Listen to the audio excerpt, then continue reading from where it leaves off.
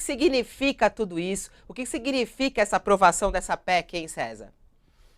Exatamente, Fabiola. Veja, essa tua observação é extremamente inteligente e daí a importância da gente ressaltar essas dinâmicas constitucionais, daí a importância, por exemplo, que o teu trabalho, que o trabalho do Thales e que o trabalho do UOL, de uma forma mais ampla, presta à sociedade brasileira, porque você tem razão, são dinâmicas extremamente complexas que envolvem múltiplas dimensões e que são de difíceis compreensão até para quem acompanha isso cotidianamente, quiçá para as pessoas que eventualmente não estão tão atentas à própria política institucional. Agora, Fabiola, a minha análise vai muito ao encontro do que o próprio Tales disse, no seguinte sentido: algumas coisas merecem destaque do que aconteceu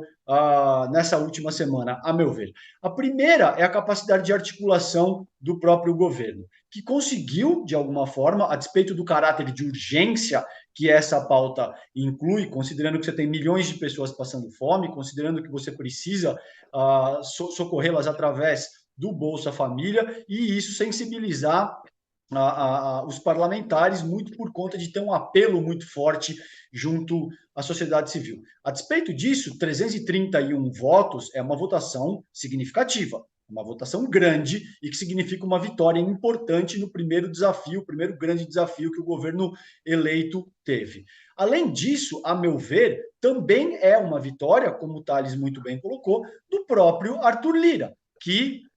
como eu entendo, pelo menos, deve ser capaz de se reeleger com base nos acordos que foram feitos a partir desse ponto. Houve aí um princípio de estranhamento, ao que tudo indica, com uma conversa que Lula e Arthur Lira tiveram no último domingo, no qual o presidente eleito parece não ter gostado muito do tom que o Arthur Lira assumiu, parece que ele estava exigindo coisas demais, ele queria ministérios, ele queria as RP9s, no formato que elas tinham antes, ele estava fazendo uma série de demandas que, ao que tudo indica, o Lula parece não estava muito inclinado a querer fazer todas essas concessões. Mas parece que em seguida houve aí um consenso que foi alcançado, alcançou-se um meio termo, e o resultado final é esse, muito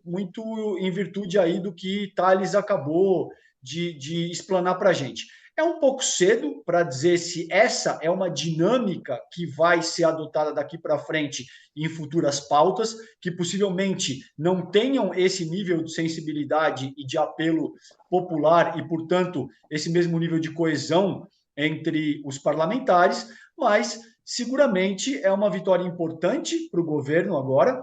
que já começa com mais força a partir do dia 1º de janeiro, sendo capaz de endereçar algumas questões fulcrais que o governo Bolsonaro deixou para trás sem nenhum cuidado. O governo, para concluir a minha fala nesse ponto, o governo Bolsonaro deixa um passivo de quase 400 bilhões de reais. Então, para muito além da questão do próprio Bolsa Família, você tem uma série de outras searas, sobretudo no que diz respeito à educação, à saúde, à infraestrutura, que precisam ser retomadas a partir do momento em que o próximo governo tiver empossado. Então, acho que a minha análise vai nesse sentido e a gente ainda vai precisar observar o que acontece em seguida em Brasília, considerando as futuras pautas que vão ser colocadas em votação no parlamento. Fabiola. Super bem